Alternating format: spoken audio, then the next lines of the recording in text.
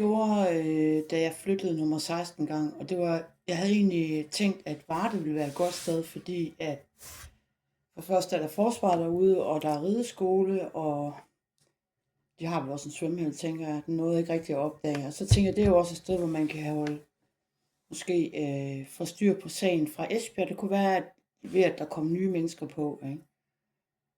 Men nej, for der var ingen, der havde sagt, at den her Egernvej, den var berygtet ved.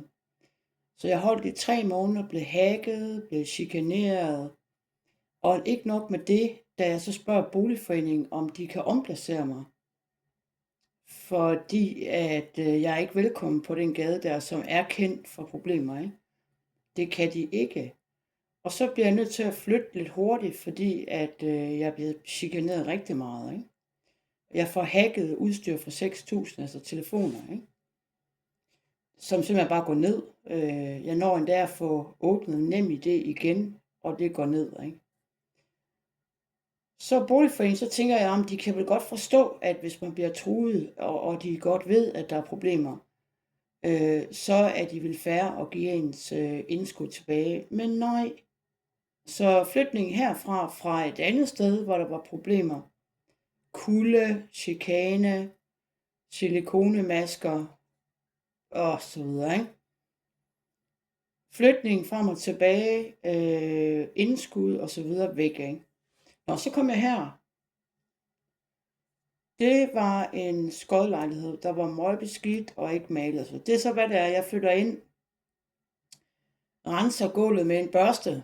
Det gør jeg jo nogle gange stadigvæk, men altså virkelig dybderenser det her trægulv. Det er et ret flot gulv, men det larmer. Og det vil sige, at underboen er også chikaneret af det, ikke? Ikke af mig, men af larm, ikke? For uden en vaskemaskine, der står under ham, ikke? Nå, så maler jeg hele lejligheden. Fra top til to. Loft, vægge, skabe, toilet, vådrum, og beder om at få en kabine. Det kan jeg ikke få, ikke? Renser ovnen. Det tog en hel aften og en hel tube ovnrens, ikke? Det hele stod nærmest i snelandskab efterhånden, ikke? Radiatoren, ikke? Det var sådan, hvornår gør jeg det? Fordi der var simpelthen, det lignede en bjørn, der boede derinde, ikke? Altså, den var formentlig ikke blevet renset i flere år. Også lidt af et projekt, ikke?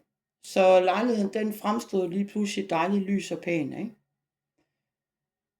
Jeg går i strømpefødder, selvom der er fucking hundekoldt. Der har været 19 grader her under permanent frost, ikke? Og svært at få det hævet op, ikke? Så jeg har siddet i nogle gange min kæmpe sweater og hvad ved jeg, ikke? Men jeg går i strømpefødder af hensyn til min underbo. Og alligevel, så var der ballade. Og da jeg flyttede ind, der siger underboen og ejer og overboen, at den sidste røg ud på røven, ikke? Og jeg tænker, okay, det er godt nok noget af et visitkort at komme med, når man lige er flyttet ind, ikke? Og så kunne jeg godt regne ud, hvor det bare hen er, ikke? Og rigtig nok, så viste det sig at være samlet 3 i 1, ikke? Så jeg er nok på vej igen, men jeg har sådan lidt overvejet, fordi det er jo ikke første gang, jeg møder folk, der har det skidt. Folk, der ikke opfører sig ordentligt, altså elbedrageri, regninger 2 steder. Folk, der ikke har det godt flere steder, og så videre, ikke? Så spørgsmålet er, om jeg skal rykke helt ud af Danmark.